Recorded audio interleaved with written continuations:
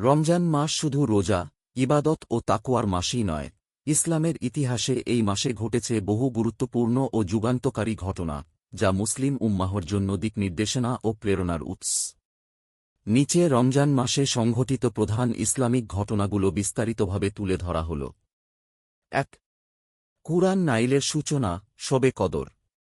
রমজান মাসেই মানবজাতির জন্য সর্বশ্রেষ্ঠ নিয়ামত আল কুরআন নাইলের সূচনা হয়। এই মহিমান্বিত ঘটনা সংঘটিত হয় লাইলাতুল কদর বা শবে কদরে। কুরআন প্রথম নাইল হয় হেরা গুহায়। ফেরেশতা জিবরাইল ওহী নিয়ে আসেন। সূরা আল-আলাকের প্রথম ৫ আয়াত নাইল হয়। কুরআন নিজেই ঘোষণা করে, রমজান মাস, যে মাসে কুরআন নাইল করা হয়েছে, সূরা বাকারা ১৮৫। এই ঘটনা প্রমাণ করে রমজান হল হেদায়াত ও আলোর মাস। ২. বদর যুদ্ধ, ১৭ রমজান, ২ হিজরি। ইসলামের প্রথম ও সবচেয়ে গুরুত্বপূর্ণ যুদ্ধ হল বদর যুদ্ধ। মুসলমান ছিলেন মাত্র ৩১৩ জন।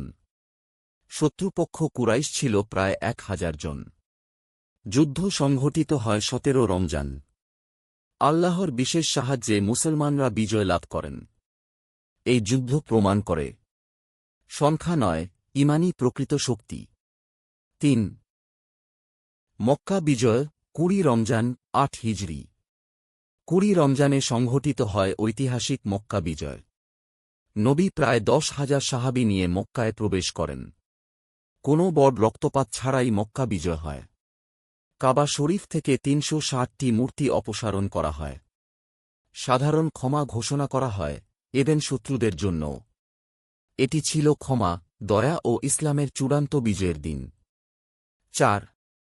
তারাবির নামাজের প্রচলন। রমজান মাসেই রাসূল সাহাবীদের সঙ্গে তারাবির নামাজ আদায় করেন। প্রথমে ঘরে পড়তেন, পরে কিছুদিন জামাতে পড়েন। ফরজ হয়ে যাওয়ার আশঙ্কায় নিয়মিত জামাত বন্ধ করেন।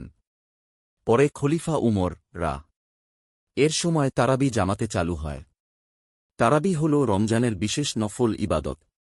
৫. শবে কদর, হাজার মাসের চেয়েও উত্তম। রমজানের শেষ দশকের বিজোড় রাতগুলোর একটিতে আসে শবে কদর। এই রাতে ইবাদত করলে হাজার মাসের ইবাদতের সওয়াব। ফেরেশতারা রহমত নিয়ে অবতরণ করেন। তাকদীর নির্ধারণ করা হয়। তাই শেষ দশকে বেশি বেশি ইবাদত, দোয়া ও ইস্তেগফার করা সুন্নত। ৬. বহু সাহাবীর ইসলাম গ্রহণ। রমজান মাসে অনেক সাহাবী ইসলামের ছায়াতলে আসেন। বদর যুদ্ধের পর, মক্কা বিজয়ের সময় ইসলামের সৌন্দর্য ও ক্ষমাশীলতা দেখে বহু মানুষ মুসলমান হন। রমজান মানুষের হৃদয় পরিবর্তনের মাস।